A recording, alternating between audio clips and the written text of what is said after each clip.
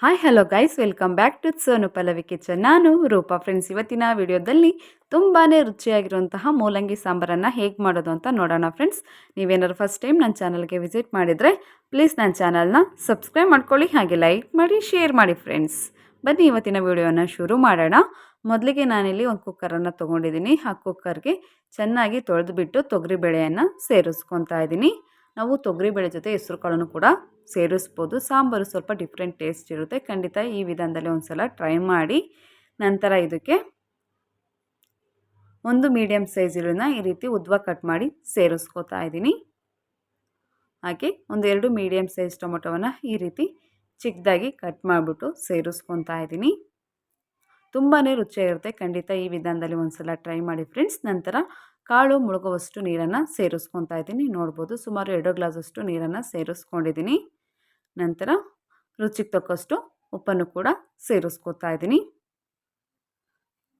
ಹಾಗೆ ಸ್ವಲ್ಪ ಅರಿಶಿನ ಪುಡಿಯನ್ನು ಕೂಡ ಸೇರಿಸ್ಕೊತಾ ಇದ್ದೀನಿ. ನಂತರ ಚೆನ್ನಾಗಿ ಒಂದು ಸಲ ಮಿಕ್ಸ್ ಮಾಡ್ಕೊಳ್ಳೋಣ. ನಂತರ ಕುಕ್ಕರ್ ಲಿಡ್ ಕ್ಲೋಸ್ ಮಾಡಿ 2 ವಿಷಲ್ ತೊಗೊಂಡ್ರೆ ಸಾಕು ಫ್ರೆಂಡ್ಸ್. ತೊಗರಿಬೇಳೆ ಚೆನ್ನಾಗಿ ಬೆಂದಿರುತ್ತೆ. ಅಷ್ಟರೊಳಗಡೆ ನಾವಿಲ್ಲಿ ಸಾಂಬಾರಿಗೆ ರೆಡಿ ಮಾಡ್ಕೊಳ್ಳೋಣ. ಮೊದಲಿಗೆ ನಾನಿಲ್ಲಿ ಒಂದು ಕಡಾಯಿಯನ್ನು ತೊಗೊಂಡಿದ್ದೀನಿ. ಕಡಾಯಿ ಬಿಸಿ ಆದ ನಂತರ ಒಂದು 3 ಟೇಬಲ್ ಸ್ಪೂನಷ್ಟು ಎಣ್ಣೆಯನ್ನು ಸೇರಿಸ್ಕೊಂಡಿದ್ದೀನಿ.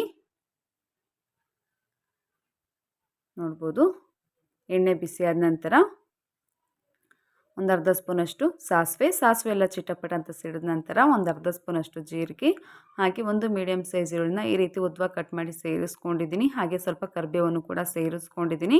ನಂತರ 2 ಒಣಮೆಣಸಿನಕಾಯಿನ ಈ ರೀತಿ ಕಟ್ ಮಾಡಿಬಿಟ್ಟು ಸೇರಿಸ್ಕೊಂಡಿದ್ದೀನಿ. ಹಾಗೆ ಸ್ವಲ್ಪ ಹಿಂಗನ್ನು ಕೂಡ ಸೇರಿಸ್ಕೊತಾ ಇದ್ದೀನಿ. ಸ್ವಲ್ಪ ಈರುಳ್ಳಿ ಕಲರು ಚೇಂಜ್ ಆಗಬೇಕು. 1 ನಿಮಿಷ ಮೀಡಿಯಮ್ ಫ್ಲೇಮಲ್ಲಿ ಇಟ್ಕೊಂಡು ಫ್ರೈ ಮಾಡ್ಕೊಳ್ಳೋಣ. ಮುದ್ದೆಗೆ ಹಾಗೆ ಅನ್ನದ ಜೊತೆ ಪರ್ಫೆಕ್ಟ್ ಕಾಂಬಿನೇಷನ್ ಆಗಿರುತ್ತೆ ಈ ಮೂಲಂಗಿ ಸಾಂಬಾರು. ಖಂಡಿತ ಈ ವಿಧಾನದಲ್ಲಿ ಒಂದು ಸಲ ಟ್ರೈ ಮಾಡಿ ನೋಡಿ. 1 ನಿಮಿಷ ಆದ ನಂತರ ಈರುಳ್ಳಿ ಕಲರು ಚೆನ್ನಾಗಿ ಚೇಂಜ್ ಆಗಿದೆ. ಇದಕ್ಕೆ ನಾನು ಮೂಲಂಗಿಯನ್ನು ಸೇರಿಸ್ಕೊತಾ ಇದ್ದೀನಿ. ಸುಮಾರು ನಾನಿಲ್ಲಿ 2 ಮೂಲಂಗಿಯನ್ನು ತೊಗೊಂಡಿದ್ದೀನಿ. ಅದ್ರ ಮೇಲಿರುವಂಥ ಸಿಪ್ಪೆನೆಲ್ಲ ಎರೆದ್ಬಿಟ್ಟು ಈ ರೀತಿಯಲ್ಲಿ ಕಟ್ ಮಾಡಿ ಸೇರಿಸ್ಕೊತಾ ಇದ್ದೀನಿ. ನಿಮಗೆ ಮೂಲಂಗಿ ಇನ್ನೂ ಜಾಸ್ತಿ ಇಷ್ಟ ಅನಿಸಿದ್ರೆ ನೀವು ಮೂಲಂಗಿಯನ್ನು ಜಾಸ್ತಿಯಾಗಿಯೇ ತೊಗೋಬೇಕಾಗುತ್ತೆ. ನಾನಿಲ್ಲಿ 2 ಮೂಲಂಗಿಯನ್ನು ಉಪಯೋಗಿಸಿದ್ದೀನಿ. ನಂತರ 1 ನಿಮಿಷಗಳ ಕಾಲ ಎಣ್ಣೆಯಲ್ಲಿ ಚೆನ್ನಾಗಿ ಫ್ರೈ ಮಾಡ್ಕೊಳ್ಳೋಣ. ಫ್ರೆಂಡ್ಸ್, ಹಾಗೆ ಎಲ್ಲರೂ ವಿಡಿಯೋನ ನೋಡ್ತಾ ಇದ್ದೀರಾ, ಆದರೆ ಸಬ್ಸ್ಕ್ರೈಬ್ ಆಗೋದನ್ನು ಮರಿತಾ ಇದ್ದೀರಾ. ದಯವಿಟ್ಟು ವಿಡಿಯೋ ನೋಡೋ ಪ್ರತಿಯೊಬ್ಬರು ಕೂಡ ನನ್ನ ಚಾನಲ್ನ ಸಬ್ಸ್ಕ್ರೈಬ್ ಮಾಡ್ಕೊಳ್ಳಿ ಫ್ರೆಂಡ್ಸ್. ಅದರಿಂದ ನನ್ನ ಚಾನಲ್ ಬೆಳೀಲಿಕ್ಕೆ ತುಂಬಾ ಸಹಾಯ ಆಗುತ್ತೆ. ನಂತರ ಬೇಳೆ ಇಲ್ಲಿ ಚೆನ್ನಾಗಿ ಬೆಂದಿದೆ, ನೋಡ್ಬೋದು ನೀವು. ಚೆನ್ನಾಗಿ ಒಂದ್ಸಲ ಸೌಟಲ್ಲಿ ಸ್ಮಾಶ್ ಮಾಡ್ಕೊಳ್ಳೋಣ.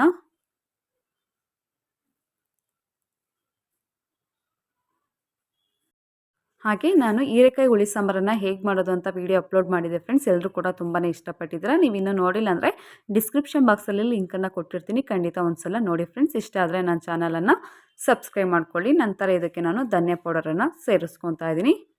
ಸುಮಾರು 2 ಸ್ಪೂನಷ್ಟು ಧನಿಯಾ ಪೌಡರ್, ಹಾಗೆ 1 ಸ್ಪೂನಷ್ಟು ಚಿಲ್ಲಿ ಪೌಡರನ್ನು ಸೇರಿಸ್ಕೊಂಡಿದ್ದೀನಿ.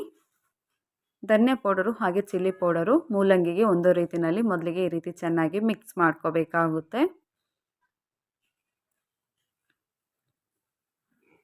ನೋಡಿ, ಮಸಾಲೆ ಎಲ್ಲ ಚೆನ್ನಾಗಿ ಹೊಂದ್ಕೊಂಡಿದೆ. ನಂತರ ಇದಕ್ಕೆ ಬೇಯಿಸಿಟ್ಕೊಂಡಿರುವಂತಹ ತೊಗರಿಬೇಳೆಯನ್ನು ಸೇರಿಸ್ಕೊತಾ ಇದ್ದೀನಿ. ಮುದ್ದೆ ಜೊತೆ ಊಟ ಮಾಡ್ತಾಯಿದ್ರೆ ಇನ್ನೂ ಸ್ವಲ್ಪ ಊಟ ಮಾಡೋಣ ಅನಿಸುತ್ತೆ, ಅಷ್ಟು ರುಚಿಯಾಗಿರುತ್ತೆ ಈ ಮೂಲಂಗಿ ಸಾಂಬಾರು. ಖಂಡಿತ ಈ ರೀತಿ ಒಂದು ಸಲ ಟ್ರೈ ಮಾಡಿ. ನನಗೆ ಸಾಂಬಾರು ತುಂಬ ಗಟ್ಟಿಯಾಗಿದೆ ಅನ್ನಿಸ್ತು, ಹಾಗಾಗಿ ಮತ್ತೆ ನಾನು 2 ಗ್ಲಾಸಷ್ಟು ನೀರನ್ನು ಸೇರಿಸ್ಕೊತಾ ಇದ್ದೀನಿ. ಹಾಗೆ ಸ್ವಲ್ಪ ಹುಣಸೆ ರಸವನ್ನು ಕೂಡ ಸೇರಿಸ್ಕೊತಾ ಇದ್ದೀನಿ. ಹಾಗೆ ನನಗೆ ಸಾಂಬಾರು ಸ್ವಲ್ಪ ಸಪ್ಪೆ ಅನ್ನಿಸ್ತು, ಹಾಗಾಗಿ ರುಚಿಗೆ ತಕ್ಕಷ್ಟು ಉಪ್ಪನ್ನು ಕೂಡ ಸೇರಿಸ್ಕೊತಾ ಇದ್ದೀನಿ. ಈಗ ಚೆನ್ನಾಗಿ ಒಂದು ಸಲ ಮಿಕ್ಸ್ ಮಾಡ್ಕೊಳ್ಳೋಣ. ನಂತರ ಒಂದು ಲಿಡ್ ಕ್ಲೋಸ್ ಮಾಡಿ ಒಂದು 10 ನಿಮಿಷ ಬೇಯಿಸ್ಕೊಂಡ್ರೆ ಸಾಕು ಫ್ರೆಂಡ್ಸ್. ರುಚಿಯಾದಂತಹ ಮೂಲಂಗಿ ಸಾಂಬಾರು ರೆಡಿಯಾಗುತ್ತೆ. ನೋಡ್ಬೋದು, 10 ನಿಮಿಷ ಆದ ನಂತರ ಲಿಡ್ ಓಪನ್ ಮಾಡಿ ತೋರಿಸ್ತಾ ಇದ್ದೀನಿ. ನೋಡ್ಬೋದು, ರುಚಿಯಾದಂತಹ ಮೂಲಂಗಿ ಸಾಂಬಾರು ರೆಡಿಯಾಗಿದೆ. ನೀವು ಕೂಡ ಇದೇ ವಿಧಾನದಲ್ಲಿ ಒಂದು ಸಲ ಟ್ರೈ ಮಾಡಿ ಫ್ರೆಂಡ್ಸ್. ಈಗ ರೆಡಿಯಾಗಿರುವಂತಹ ಮೂಲಂಗಿ ಸಾಂಬಾರನ್ನು ಒಂದು ಬಟ್ಲಿಗೆ ಹಾಕಿದ್ದೀನಿ. ನೋಡೋದ್ರಲ್ಲ ಫ್ರೆಂಡ್ಸ್, ಎಷ್ಟು ಈಸಿಯಾಗಿ ಮೂಲಂಗಿ ಸಾಂಬಾರನ್ನು ಮಾಡೋದು ಅಂತ. ಇವತ್ತಿನ ವಿಡಿಯೋ ನಿಮಗೆ ಸ್ವಲ್ಪನಾದರೂ ಇಷ್ಟ ಆಗಿದ್ದರೆ ಪ್ಲೀಸ್ ನನ್ನ ಚಾನಲ್ನ ಸಬ್ಸ್ಕ್ರೈಬ್ ಮಾಡ್ಕೊಳ್ಳಿ, ಹಾಗೆ ಲೈಕ್ ಮಾಡಿ, ಶೇರ್ ಮಾಡಿ friends. Thank you for watching.